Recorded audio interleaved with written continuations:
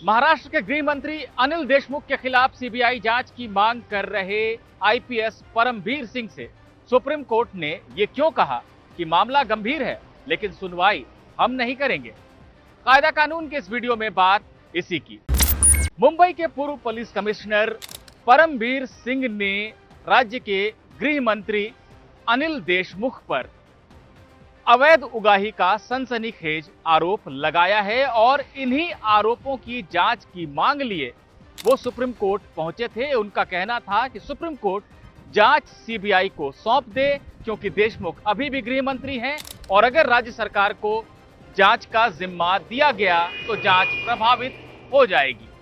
मामला लगा जस्टिस संजय किशन कौल और जस्टिस आर सुभाष रेड्डी की बेंच के सामने। परमबीर सिंह की तरफ से पेश हुए पूर्व अटॉर्नी जनरल और वरिष्ठ वकील मुकुल रोहतगी। सुनवाई की शुरुआत में ही जजों ने दो सवाल रोहतगी से पूछ लिए।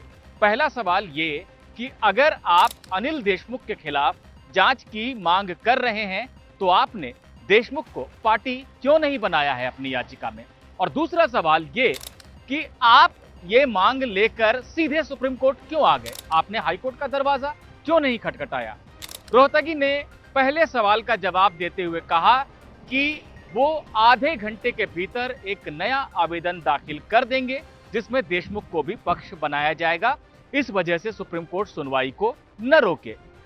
दूसरे सवाल के जवाब में रोहतगी ने कहा कि ये मसला राष्ट्रीय है, पुलिस अधिकारियों पर जो दबाव पड़ता है उसकी शिकायत अलग अलग राज्यों में होती रही है, इसलिए सुप्रीम कोर्ट को ये बात सुननी चाहिए।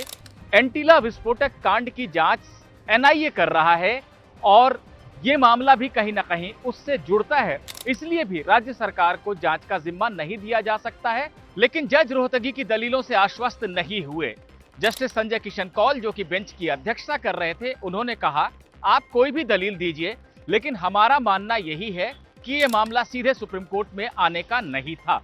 आपने सीबीआई जांच की मांग की है और इस तरह का आदेश देने के लिए हाईकोर्ट भी सक्षम है, ऐसे में आपको हाईकोर्ट ही जाना चाहिए था।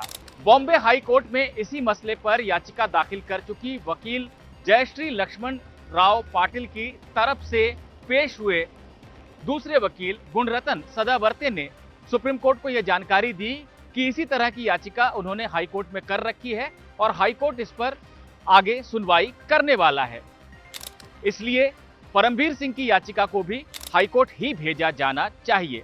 बहरहाल रोहतगी ने इन तमाम बातों का विरोध किया और सुप्रीम कोर्ट से दरख्वास्त की कि सुनवाई यहीं पर हो, लेकिन जजों ने आखिरकार ये कह दिया कि सुनवाई यहाँ नहीं हो सकती है।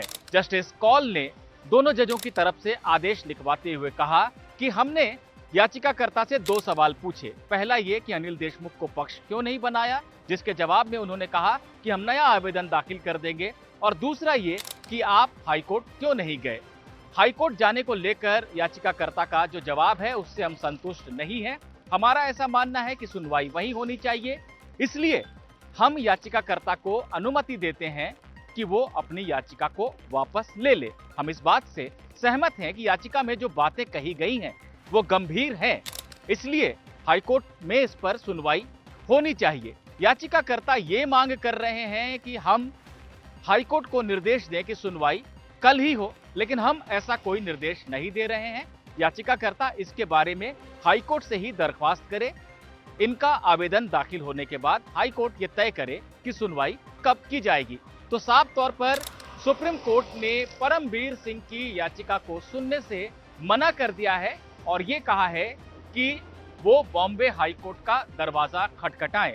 परमबीर सिंह के वकील मुकुल रोहतगी ने कहा है कि वो आज ही आवेदन हाईकोर्ट में दाखिल कर देंगे। ऐसे में ये उम्मीद की जानी चाहिए कि बहुत जल्द हाईकोर्ट में ये मामला लगेगा।